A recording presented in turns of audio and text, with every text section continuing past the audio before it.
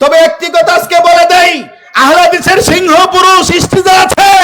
একটি কথা মনে রাখতে হবে, যেই আলেম, যেই বক্তা, যেই সংগঠন আপনার এই ওয়াজ মাহফিলে মঞ্চে দাঁড়িয়ে বলবে যে আমরা কোনো রাজনীতি করি না, ওই বক্তা, ওই আলেম 1 নম্বর ডাহা মিথ্যাবাদী। কারণ রাজনীতির কিতাবটাই তো হলো কোরআন। রাজনৈতিক যেই দিক নির্দেশন দিয়েছেন নবী মুহাম্মদ সাল্লাল্লাহু আলাইহি সাল্লাম, তাহলে কেন দাঁড়িয়ে বলে যে আমি রাজনীতি করি না? আছে তো আছে, বিদ্যার বেলা দেখা যায় ও কি জানে, আমার চাইতে বেশি জানে না, কেউ কোথায় পড়াশোনা করছে, এই ধরনের কথাগুলি বলে বলে নিজেদের অহংকারে ফেটে পড়েছে। এই মুসলিম জাতীয় অধঃপতনের অন্যতম কারণ এই অহংকারে তাদের মাঝে পেয়ে বসেছে। মুসলিম জাতির অধঃপতনের কারণ ও প্রতিকার সংক্ষিপ্ত সময়ে নির্ধারিত যে বিষয়টি রয়েছে, নির্বাচিত বিষয়ের উপরে আমরা কোরআন সুন্নাহর আলোকে এক তত্ত্ববহুল আলোচনা পেশ করার চেষ্টা করব ইনশাআল্লাহ। সম্মানিত উপস্থিতি, মুসলিম জাতির অধঃপতনের কারণ, মুসলিম জাতির অধঃপতন কেন, মুসলিম জাতির যেই কারণগুলির কারণে মুসলিম জাতি অধঃপতনের অতল তলে হাবুডুবু খাচ্ছে, এই বিষয়গুলি জানার আগে যাকে মুসলিমরা সামনে রেখে তথা যার আদর্শ বাস্তবায়ন করার জন্য, যার অনুসরণ অনুকরণের মধ্য দিয়ে দুনিয়ার কল্যাণ এবং আখিরাতের কল্যাণ চিন্তা করা হয়, যার সন্তুষ্টির মাধ্যমে তথা আল্লাহ সুবহানাহু ওয়া তাআলার সন্তুষ্টির মাধ্যমে যাকে আমরা অনুসরণ করে থাকি, গোটা পৃথিবীর মুসলিম একজন নয়, দুইজন নয়, লক্ষ কোটি মুসলিম যেই নবীর বিরুদ্ধে কেউ কথা বললে সহ্য করতে পারি না, যেই নবী হলেন আদর্শের নবী, মানবতার নবী, কল্যাণের নবী, রহমতের নবী, নবী মুহাম্মদ রাসূলুল্লাহ সাল্লাল্লাহু আলাইহি ওয়াসাল্লাম, তার সম্পর্কে আমরা দুই একটি কথা জানব। কারণ যাকে আমরা নেতা মেনেছি, যাকে আমরা আইডল মেনেছি, যাকে আমরা আইকন মনে করছি, তার সম্পর্কে আমাদের দুই একটি বিষয় জানা প্রয়োজন। বিশেষ করে মিডিয়ার যে সকল ভাই এসেছেন, উদাত্ত আহ্বান জানাবো সঠিকভাবে দিক নির্দেশনাটা, আলোচনাটা মিডিয়াতে দিয়ে তথা পৃথিবীর যত নাস্তিক, পৃথিবীর যত অমুসলিম, পৃথিবীর তথা কথিত সকল নেতা যারা পৃথিবীর একমাত্র আইডল, একমাত্র আদর্শের প্রতীক নবী মুহাম্মদ সাল্লাল্লাহু আলাইহি সাল্লামের জীবনী নিয়ে, তার চরিত্র নিয়ে যারা কালিমা লেপন করতে চায়, তাদের জানা দরকার, বোঝা দরকার, তাদের একটু জানা প্রয়োজন যে মুহাম্মদ সাল্লাল্লাহু আলাইহি সাল্লাম তিনি কে। তিনি ছিলেন মধ্যম আকৃতির, সুঠাম দেহের অধিকারী একজন মানুষ। তার চুলগুলো ছিল ঘাড় পর্যন্ত প্রলম্বিত, হালকা হালকা কুকরানো। তিনি যখন চুলের ভিতর তৈল দিয়ে আছড়াতেন, মনে হতো ঢেউ, মৃদুমন্দ ঢেউ খেলছে। তার কপাল ছিল চওড়া, ভুরুগুলো ছিল জোড়া ভ্রু, ধনুকের মতো বাঁকা। তার কপাল ছিল চওড়া, ভ্রুগুলো ছিল জোড়া ভ্রু, ধনুকের মতো বাঁকা। চোখের পাতাগুলো ছিল ফুটন্ত গোলাপি রঙের, এক একটি পাপড়ির মতো। তিনি যখন কখনো চোখের পলক ফেলতেন, মনে হতো মৃদুমন্দ বাতাসে গোলাপের পাপড়ি দোল খাচ্ছেন।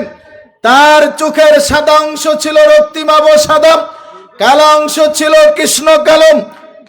হাসিলে হাজার মানিক, কাঁদিলে মুক্তা জোরে। নাকটা ছিল খারাপ, নাকের ছিদ্রগুলো ছিল ছোট ছোট। নাকের সেই ছোট ছোট ছিদ্রের নিচেই ছিল সরু চিকন গোঁফ, যেই গোঁফের নিচেই ছিল এক জোড়া গোলাপি রঙের ঠোঁট। তার ঠোঁটগুলো যখন কখনো বা মুস্কি হাসত, গোটা পৃথিবীর মানুষ অবাক বিস্ময়ে দেখত গোটা পৃথিবীতে বিজলি চমকাচ্ছে। আল্লাহু আকবার, সুবহানাল্লাহ বিহামদি, সুবহানাল্লাহ আযীম।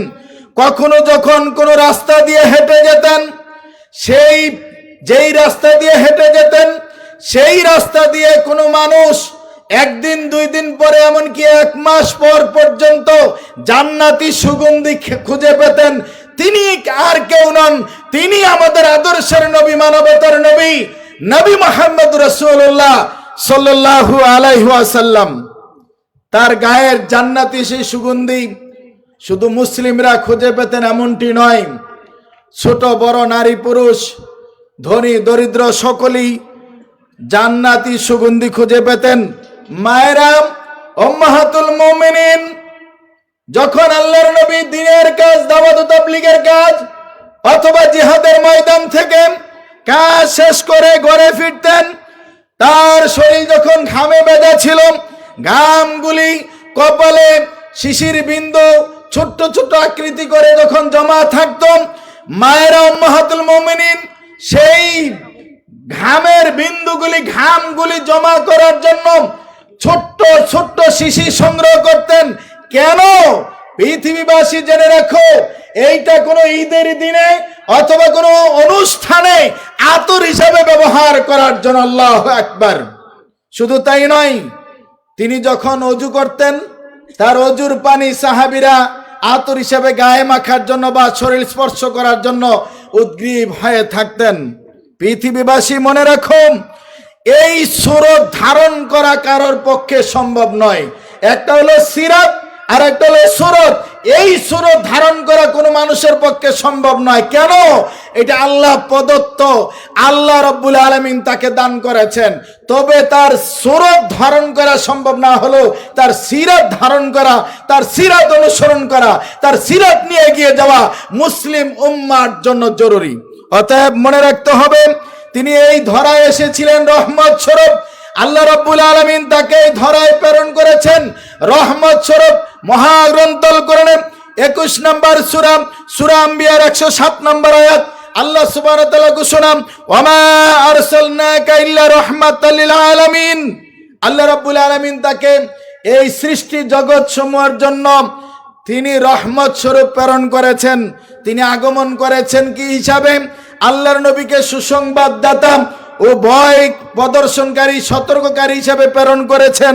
মহাগ্রন্থ আল কোরআনের 25 নম্বর সূরা, সূরা ফুরকানের 56 নম্বর আয়াত, আল্লাহ সুবহানাহু ওয়া তাআলার ঘোষণা, ওয়ামা আরসালনাকা ইল্লা মুবাশশিরাও ওয়া নাযীরা।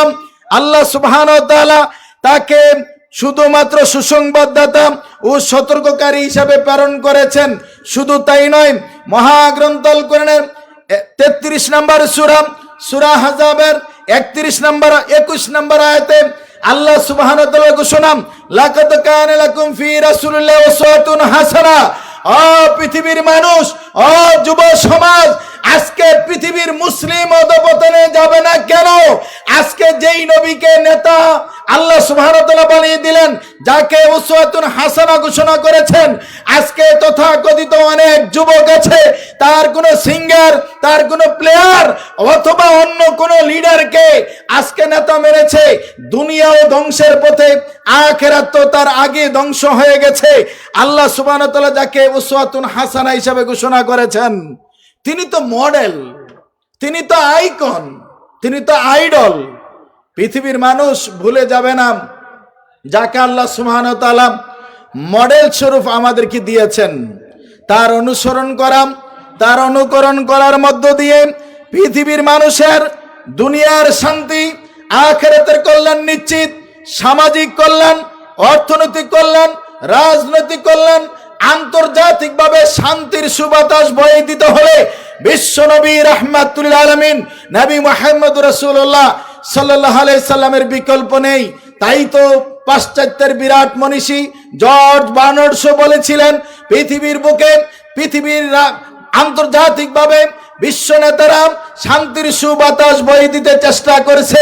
যতই শান্তি যুদ্ধ হোক, যতই শান্তির মিছিল হোক, যতই নিয়ম কানুন, আইন কানুন হোক না কেন, পৃথিবীর বুকে ততক্ষণ পর্যন্ত শান্তির সুবাতাস বয়ে দেওয়া সম্ভব নয় যদি একটি মাত্র নেতার আগমন হয়।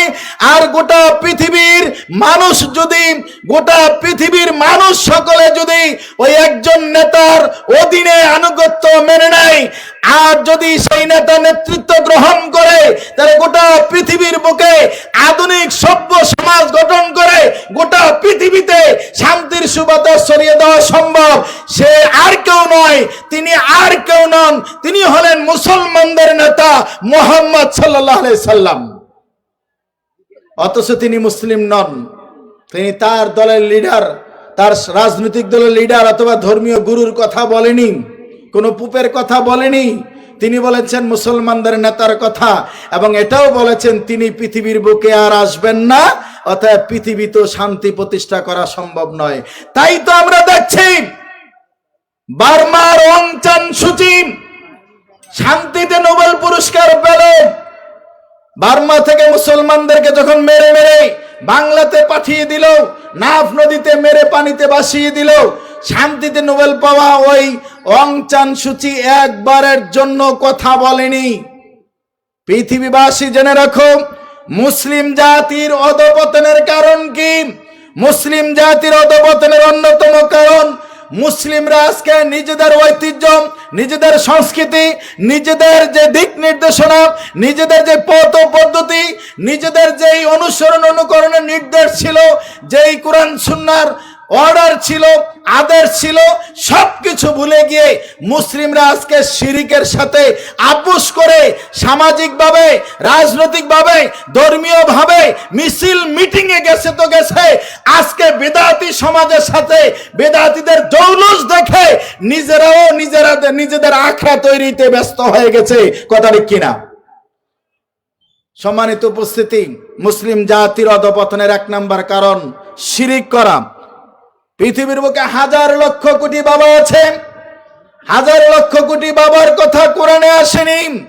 একজন মানুষ, একজন বাবা, তিনি নবী নন, তিনি রাসূল নন, কিন্তু আল্লাহ পাকের প্রিয় বান্দা, যার কারণে সে তার সন্তানকে দু চারটি কথা বলেছিল।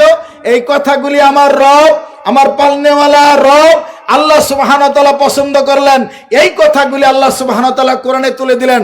মহাগ্রন্থ আল কোরআনের 31 নম্বর সূরা লোকমানের 13 নম্বর আয়াত আল্লাহ সুবহানাহু ওয়া তাআলা ঘোষণা, যেই কথাগুলি লোকমান বলেছিল তার সন্তানকে, ইয়া বুনাইয়া লা তুশরিক বিল্লাহ ইন্নাশ শিরকা লা যুলমুন আযীম।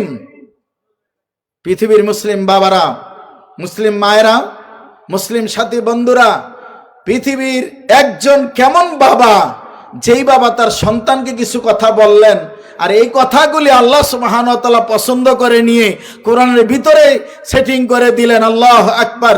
সুতরাং এই শিরিক মানুষ যাতে না করেন, এই জন্য এই দেশের মাটিতে তথা এশিয়া মহাদেশের ভিতরে সিংহ পুরুষ আব্দুল আল কাফি আল কুরাইশি রাহিমাহুল্লাহ তাআলা man to man, door to door দাওয়াত ও তাবলীগের কাজ, কোরআন সুন্নাহর সঠিক দাওয়াত মানুষের কাছে পৌঁছে দেওয়ার জন্য জীবন যৌবন উৎসর্গ করেছিলেন।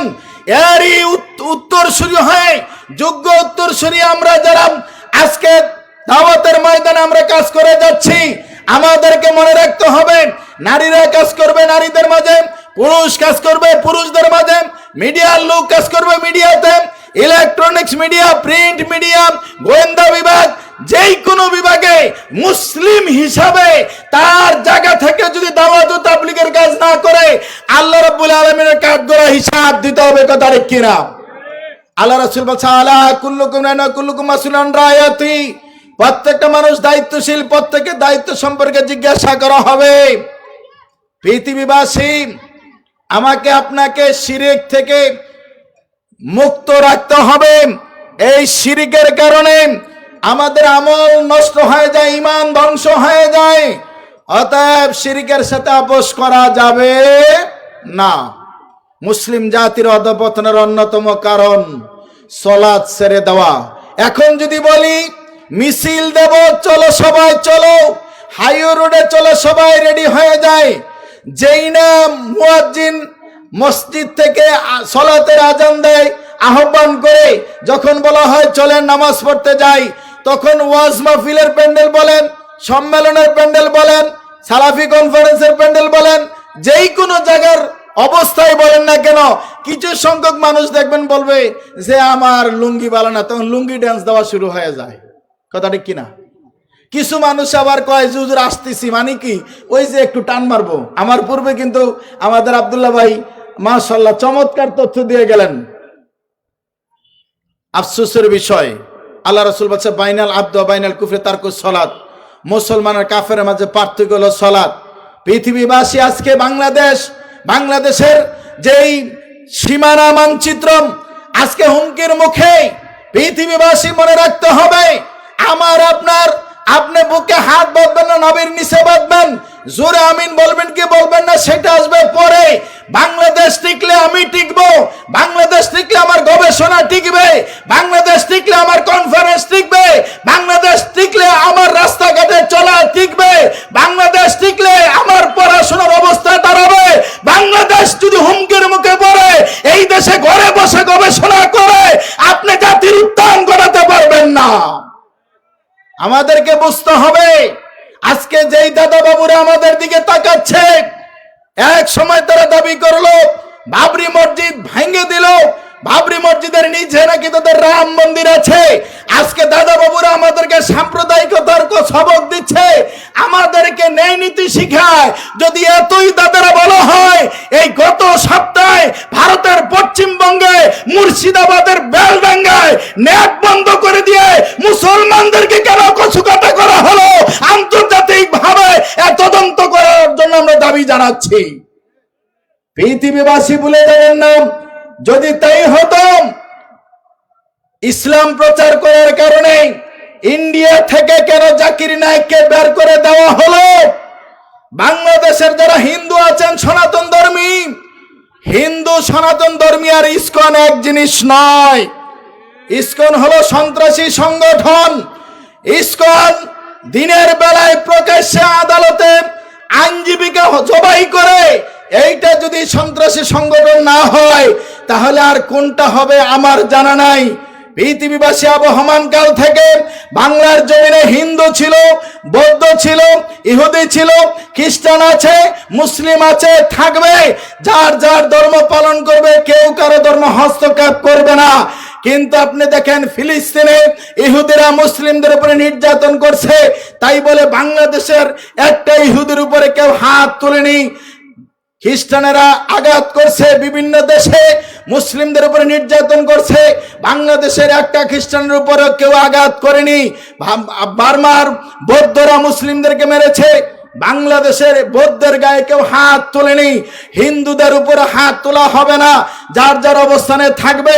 কিন্তু কেউ যদি বাংলাদেশের মানচিত্র ভৌগোলিক রেখা নিয়ে বা বাংলাদেশের ইঞ্চি ইঞ্চি মাটি সোনার চেয়ে খাঁটি, এইটার দিকে যদি কেউ চোখ তুলে তাকায়, তার চোখ উপড়িয়ে ফেলা হবে। এত দুর্বল বাবার কিছু নেই। মুসলমানেরা খায় গরুর দুধ, কি খায় কথা বলে না, গরুর দুধ। আর দাদারা খায় কি কথা বলেন? আরে মুদ খেয়ে যদি দুধ উলারে দৌড়ায়, তাহলে দুধ খেয়ে লাভ কি? দুধ তো আদর্শ খাবার, মুদ আদর্শ খাবার না, কথা কিনা?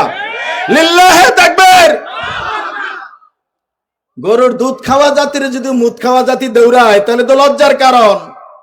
পৃথিবীবাসী আন্তর্জাতিক তদন্ত করতে হবে।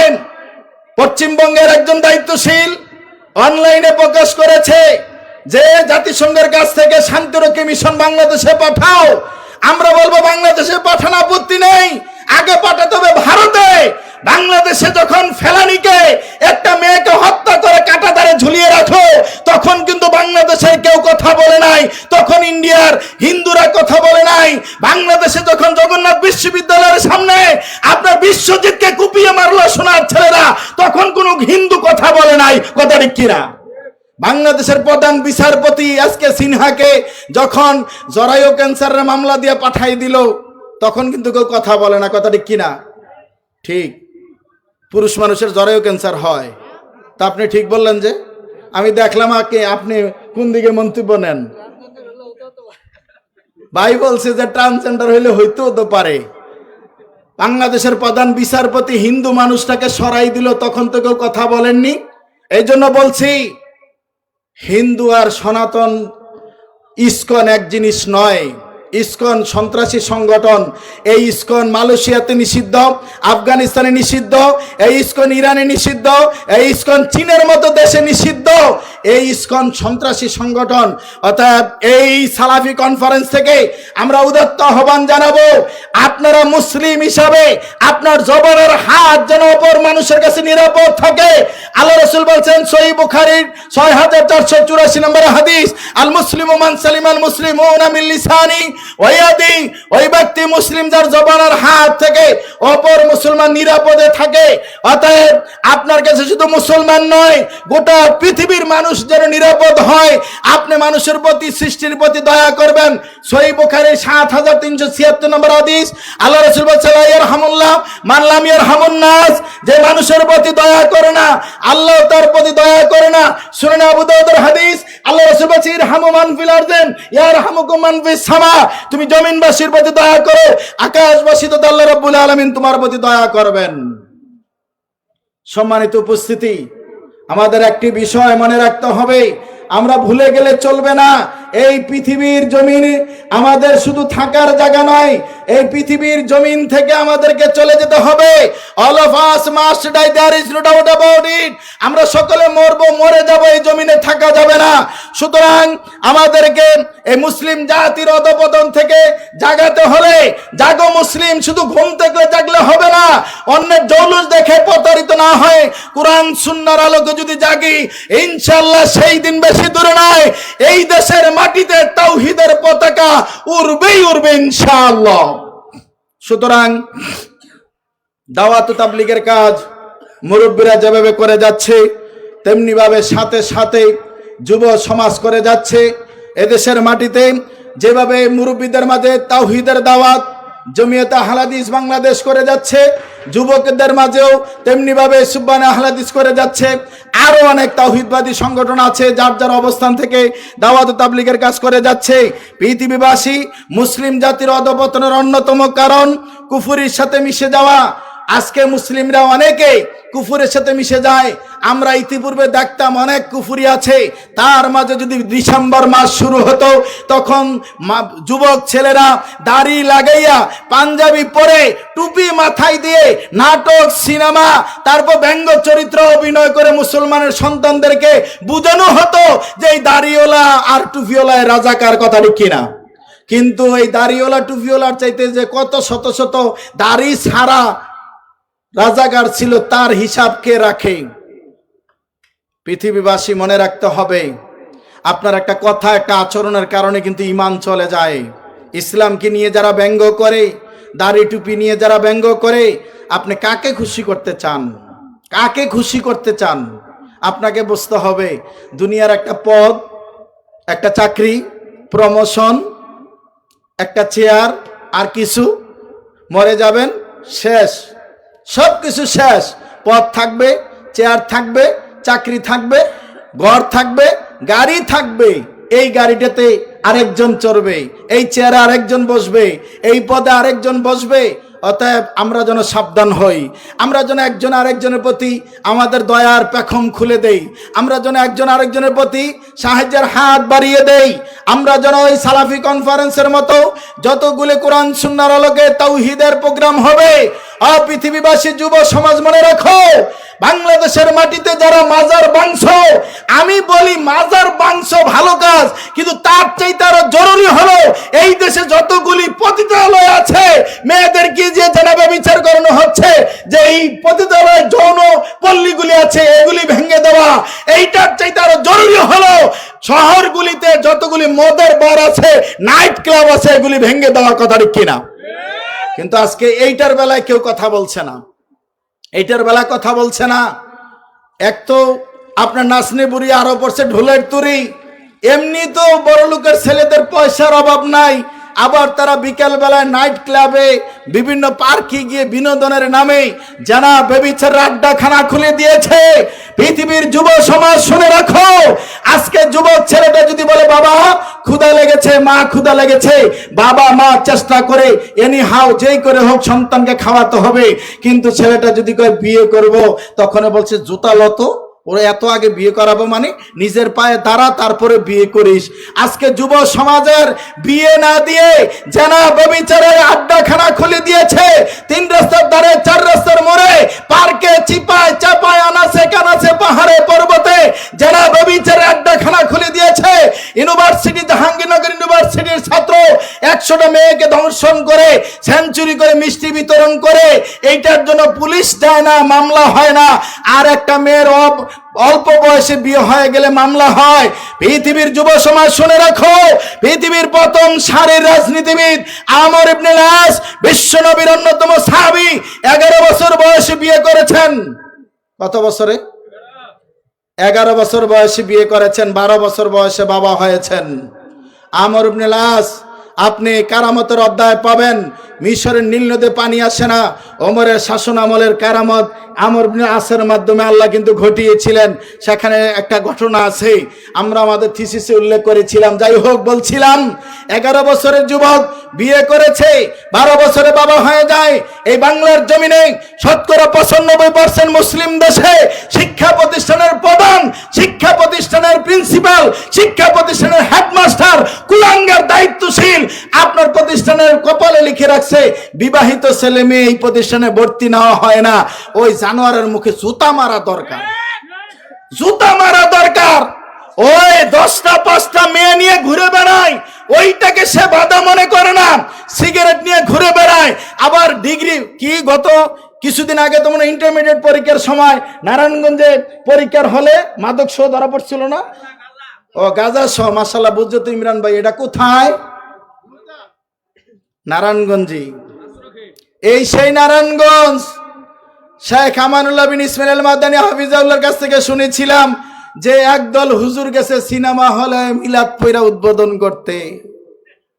হাসবেন না। ঢাকা শহরে ওই যে মানুষ শিখাই দিছে ইসলাম কি জিনিস, মানে বরকত হইব, দোকানে মিলাদ দাও। তো একজন হিন্দু মানুষ আপনার দোকান নিয়েছে, তো হিন্দুরা তো মিলাদ দেয় না, কে বা কারা তাকে বুঝাই দিছে হুজুর ডাইকে মিলাদ দেয় তাহলে বরকত হইব। এখন সে তো হুজুর ডাইকে নিছে, তো 2 জন গেছে বসছে, পিছনে কিন্তু ওই যে একটা আছে না এমন নাক, এটার নাম কি, গণেশ, গণেশের ছবি লাগাইছে বরকতের আশায়। অমুসলিম, তুমি আর হিন্দুর মাঝে পার্থক্য নাই। সে ঘরে লাগাইছে গণেশের ছবি, আর তোমার ছেলে লাগাইছে খেলোয়াড়ের ছবি, সিঙ্গারের ছবি, অথবা তুমি ঝুলাইছো বাবার ছবি। কথা কিনা? তুমি ঝুলাইছো খালাম্মার ছবি। জনগণের ঘাম জড়া পয়সা দিয়া, ট্যাক্সের টাকা দিয়া খালা শাশুড়ির নামে ব্রিজ উদ্বোধন করবা, পিঠের চামড়া ছাল বাকল তুলে ছাড়বে। অপেক্ষা করেন, অপেক্ষা করেন, অবাক হয়ে যাবেন। একটা আরেকটারে বলছে, রে মিলাদ পড়তে আইসস না? কহ কি লিগে আইসস? কয় যে দোকান উদ্বোধন করব। কয়টা কি মুসলিম দোকান না হিন্দুর দোকান? কয় মুসলিম দোকান। কয় পিছনের দিকে তাকায় দেখছে গণেশের ছবি। কয় ইন্নানিল্লাহ, কোথায় আসলাম। এখন একটা আরেকটারে কয়, তুই ব আমি আসতেছি। এই কথাকে একটা বাড়ি গেছে গা, বুঝেন নাই? বাড়িছে, পরেরটা বাড়িব কিবা, উস্তাদ কই গেছে আমি নিয়ে আসতেছি। এই কথাকে ওইটাও বাড়িছে। ভুলে যাবেন না মুসলমান, গুলিস্তানে মরে যান। প্রাইভেট কারের উপরে 2টা ট্যাবলেট বেছে, একটা কালার ট্যাবলেট, একটা হলো লাল ট্যাবলেট। একটা যুবক গেছে, হয়তো তোমার জীবনে যত সমস্যা আছে এই কালারটা খাইবা আর লালটা খাইবা, সব শেষ। মুরব্বী গেছে, কয় যে আপনি কালারটা খাইবেন, লালটা খাইবেন ভালো। মহিলা গেছে সমস্যা নিয়ে, কালার ট্যাবলেট খাইবেন, বালার ট্যাবলেট খাইবেন, আপনার সব ভালো হয়ে যাবে। আজকে এক শ্রেণীর সকল আলেম সমাজ, আপনি যান, বাবা মারা গেছে বাসায় মিলাদ দেন, মা অসুস্থ মিলাদ দেন, বাচ্চা পড়াশোনা করে না মিলাদ দেন, স্ত্রী অসুস্থ মিলাদ দেন, আমি স্বপ্নে খারাপ কিছু দেখে মিলাদ দেন। গুলিস্তানের ট্যাবলেট লাল ট্যাবলেট আর কালা ট্যাবলেটে পরিণত করেছে ইসলামকে। কথা ঠিক কিনা? এই সকল আলেম দিয়ে, সকল মুফতি দিয়ে, সকল মানুষ দিয়ে, এইগুলো দিয়ে সমাজ সংস্কার করা চলবে না, চলবে না। সেই জন্য বলছি, মুসলিম জাতীয় অধঃপতনের অন্যতম কারণ বিদাতের সাথে আপোষ করা। আজকের অসংখ্য ব্যক্তি আছে, কার আপনার ওই পূর্বাচল আরমান ভাইয়ের সালাফি কনফারেন্সে মানুষ বেশি নাকি টঙ্গীর ইজতেমায় বেশি, এইটা পার্থক্য করতে চায় মানুষ। কোরআন হাদিসের কষ্টি পাথরে যাচাই করতে চায় না। মনে রাখতে হবে, সংখ্যাটা দেখার বিষয় নয়, কোয়ান্টিটি দেখার বিষয় নয়, কোয়ালিটি হলো দেখার বিষয়। কথাটি কিনা? সুতরাং আজকে আমরা ধন্যবাদ দিয়ে খাটো করতে চাই না। আরমান ভাই এবং তার সহযোগী সিনে এবং আনসিনে যেই সকল ভাইরা ইনডোরে আউটডোরে থেকে এই 2 দিন ব্যাপী পূর্বাচল সালাফি কনফারেন্স দাঁড় করিয়েছে, আমরা অন্তর থেকে দোয়া করি এই পূর্বাচল আহলাদি জামে মসজিদ ও মাদ্রাসার প্রতিষ্ঠাতা এবং যেই কোনো সময় ইনশাআল্লাহ যদি কোরআন সুন্নাহর দাওয়াত ও তাবলীগের কাছে ডাকে আমরা সাড়া দেব ইনশাআল্লাহ। রাজি আছে কিনা? কারা কারা রাজি আছেন দুটো হাত তুলে দেখান তো। লিল্লাহে তাকবীর। কি রে ভাই, আপনারা কি রোজা রাখছেন নাকি? তো একটু তাকবীর দিবেন আল্লাহর নামে, এত কৃপণতা করেন কা? লিল্লাহে তাকবীর। মাশাআল্লাহ। পৃথিবীবাসী মুসলিম জাতির অধঃপতনের অন্যতম কারণ হলো তালে তাল মিলানো, অন্যের সাথে তাল মিলিয়ে চলা। এটা করা যাবে না। সে কি করছে আমার দেখার দরকার নাই, অন্যের দেখা দেখি করার সুযোগ নাই, বরং আপনি দেখবেন কোরআন সুন্নাহর সঠিক দাওয়াতের উপরে আপনাকে থাকতে হবে, সঠিক আকীদা মানহাজের উপরে থাকতে হবে। অতএব মুসলিম জাতির অধঃপতনের অন্যতম কারণ কোরআন থেকে তারা দূরে সরে যাওয়া। কি থেকে দূরে সরে যাওয়া? আজকে একদল নামদারি মুসলিম ভাই রইছে যে হাদিস মানা যাবে না, কোরআন বুঝলিও হবে, বলে না? এরা কিন্তু আরেক বিপজ্জনক নাম দিয়েছে আহলে কোরআন। খালি নাম কোরআন দিলে হবে না। একদল ছিল এই দেশে নারী পুরুষ ঘর থেকে বের করে নারী পুরুষদেরকে একসাথে নিয়ে মজা করত, মিটিং করত, হিজবুত তাওহীদ নামটা দিয়েছিল তাওহীদের। এই শয়তানেরা এখন কোথায় গেছে? এই শয়তানেরা এখন কোথায়? হিজবুত তাওহীদের ব্যাপারে আমরা আগে থেকে বলেছিলাম, জাতিকে সতর্ক করেছিলাম। আজকে এই শয়তানের যখন গোপন আস্তানা গেছে, এই মনে রাখতে হবে যত বাবাজান কেবলা বুবুজান কেবলা আছে এদেরকে ছাড় দেওয়ার কোনো সুযোগ নাই। আজকে তথাকথিত আহলে সুন্নাহ তথা গরম সিন্নি খাওয়ার দল এরাও কিন্তু চুপ মারে বসে আছে। কথা ঠিক কিনা? এরাও কিন্তু চুপ করে বসে আছে। কান খাড়া করে শোনো, পৃথিবীর মিডিয়ার মাধ্যমে কথা যাচ্ছে। মনে রাখো, যারা সুযোগ সন্ধানী, আপনি অন্যের জৌলুস দেখে প্রতারিত না হয়ে আজকে যারা আপনার ওই যে কি কাদিয়ানি মুসলিম জামাত বলেন, হিজবুত তাওহীদ বলেন, আহলে কোরআন বলেন, এরা কিন্তু কোনোদিন কোরআন সুন্নাহর সঠিক দাওয়াত পৌঁছায়নি, বরং কোন রাজনৈতিক দলের এজেন্ডা বাস্তবায়ন করেছিল। মনে রাখতে হবে, এই দেশের মাটিতে একমাত্র সঠিক দাওয়াত, সঠিক দ্বীনের আকীদা মানহাজের উপরে যেই দাওয়াতগুলি দিয়ে যাচ্ছে এটা হলো আহলে হাদিসের দাওয়াত। বলুন আলহামদুলিল্লাহ। এর বিকল্প তৈরি করার কোনো সুযোগ নেই। কারণ আমি তো অবাক হই, যারা হানাফি মাযহাব মানে, যারা শাফি মাযহাব মানে, আর হানাফি মাযহাবের প্রতিষ্ঠাতারা কে এইটাই তো বলতে পারে না জাতির সামনে। হানাফি মাযহাবের প্রতিষ্ঠাতা কে এই কথাই বলতে পারে না। আহলে হাদিসরা বুক ফুলিয়ে বলতে পারে আমাদের নেতা, আমাদের আইডল নবী মুহাম্মদ সাল্লাল্লাহু আলাইহি সাল্লাম। কিন্তু হানাফিকে জিজ্ঞাসা করেন তোমাদের প্রতিষ্ঠাতাকে, বলবে ইমাম আবু হানিফা। ডাহা মিথ্যা কথা। হানাফি মাযহাবের প্রতিষ্ঠাতা ইমাম আবু হানিফা রাহমাতুল্লাহ নন। সুতরাং মুসলিম জাতির অধঃপতনের অন্যতম কারণ অন্যের জৌলুস দেখে প্রতারিত হওয়া। হায়রে, এরা কি করে ফেললো? একেবারে এত লোক অনেক লোক হয়ে গেছে। এরা দেখছি কি জানেন, আপনি যদি সার্ফ এক্সেল দিয়ে কাপড় ধোন, হুইল পাউডার দিয়ে কাপড় ধোন, বালতির পানি যত নাড়া দিবেন এতই কিন্তু ফেনা বেশি হয়। কথা ঠিক কিনা? ফেনা বেশি দেখে আপনি মনে করছেন ওরে বালতি পরিপূর্ণ, 5 মিনিট পরে দেখবেন ফেনাগুলি মুছে গেলে ওই যতটুকু পানি ছিল নিচে তা। আজকে অনেক মানুষ মনে করে আমার দলে 70 আপ মানুষ আছে, হুস করে গিয়ে পরে দেখা যায় শুধু 7 আপ আছে। এই চিন্তা করে অন্যের জৌলুস দেখে প্রতারিত হওয়ার সুযোগ নেই। নীতির রাত যদি হয়ে থাকে সর্বোচ্চটা, তাহলে মুসলিমদের সবচেয়ে বড় গ্রন্থ যেটা দিক নির্দেশনা দিবে এটা হলো কোরআন। আর হুজুর বলছে যে আমি রাজনীতি করি না, সংগঠন করি না। তো সংগঠন করে না, রাসূলের যুগে সংগঠন ছিল না। তাহলে আমার প্রশ্ন জাতির কাছে, রাসূলের যুগে সংগঠন ছিল না, রাজনীতি করছেন না, ভালো কথা। তো রাসূলের যুগে মসজিদের সভাপতি সেক্রেটারি এলো কোত্থেকে? রাসূলের যুগে এরকম ইসলামী সম্মেলনের সভাপতি ছিল কোত্থেকে? জাতি কেন বুঝে না? আজকে হেমিলনের বাসিওয়ালার মতো কেউ ডাক দিলে একদিকে চলে যায়। আপনাকে আমাকে বুঝতে হবে, এই দেশের মাটিতে আপনাকে আমাকে দাওয়াত ও তাবলীগের কাজ করতে হলে সংঘবদ্ধভাবে আমাদেরকে এগিয়ে আসতে হবে। সামাজিকভাবে যেভাবে আসতে হবে, ধর্মীয়ভাবে যেভাবে আসতে হবে, রাজনৈতিকভাবেও সেইভাবে আসতে হবে। আপনি যদি সেইভাবে না আগান, আপনার চিন্তা চেতনা, মন মানসিকতা, আপনার মেধা, আপনার বুদ্ধি, আপনার শিক্ষাগত যোগ্যতা ওই বিদেশিরা আপনার গাজী ট্যাঙ্কের ভিতরে ঢুকিয়ে আপনার আলকাতরা হিসাবে বিদেশে বিক্রি করে দিবে, বিদেশে বিক্রি করে দিবে। আজকে এক শ্রেণীর পণ্ডিতদেরকে এইভাবে বিক্রি করেছে, মগজ ধুলাই করে ঘরের ভিতরে বসিয়ে দিয়েছে। দেখছেন না, যখন এই দেশে ছাত্র জনতা আন্দোলন করেছে তখন সুশীল সমাজ তথাকথিত বলছে দূরে ছিল এসি রুমে, আর ছাত্র জনতা এখন যখন দায়িত্ব নিচ্ছে বলছে ফুলাফাইন মানুষ তোরা পারবি না, আমাদেরকে দে। মানে মজা খাওয়ার বেলায় বুড়ারা আর কাজের সময় হলো ছেলেরা, তাই না? এটা চলবে না। ছাত্র সমাজ বোঝে না। কে বলছে? আপনি মঙ্গল জাতির যে চেঙ্গিস খান দেখেন, উত্তর কোরিয়া যে দায়িত্বশীল তাকে দেখেন, যারা অল্প বয়সে দায়িত্ব নিয়ে অনেক কাজ করেছে। পৃথিবীবাসী মুসলিম জাতির অধঃপতনের অন্যতম কারণ আদর্শিক নেতা হিসেবে আমরা যাকে মানার কথা তাকে মানি না। আমরা দেখা যাচ্ছে মসজিদে গেলে নবীকে মানি, মাদ্রাসা গেলে নবীকে মানি, আর বাজারে রাজনীতিতে মিছিলে একেবারে রাজনৈতিক নেতারে আব্বা আব্বা ডাকতেও দেরি করে না, নাউজুবিল্লাহ। আমরা এমনও দেখি তথাকথিত মুসলিম বলছে আরে আমার আব্বা যদি মারা যাইতো তাহলে মারে মেসির কাছে বা নেইমারের কাছে বিয়ে দিয়া বাবা বানাইতাম। ইতিপূর্বে তাও কিন্তু আমরা দেখেছি। ক্লাসে ঢুকেছি, ছাত্র বলছে স্যার পড়ার আগে মাসালা দেন, উত্তর দেন। কি বলছে? ব্রাজিলের পতাকা টানাইতে গিয়া একজন বিদ্যুৎ পৃষ্ঠে মারা গেছে, সে শহীদ হবে কিনা সেই কথাটা আগে বলেন। আপনি নাউজুবিল্লাহ পড়েন আর হেরা শহীদের হিসাবে আছে। আশ্চর্য বিষয়, সেও মুসলিম দাবি করে। আজকে নেইমার আর মুসলিম মেসি হয় যে তোমার আইডল, যারা বিয়ে করার আগে সন্তান নিয়ে ঘুরে। ওই যে ক্রোয়েশিয়ার একটা আছে বাটপার, আপনার ওই বাচ্চা নিয়ে ঘুরে, মাকে পরিচয় দেয় না।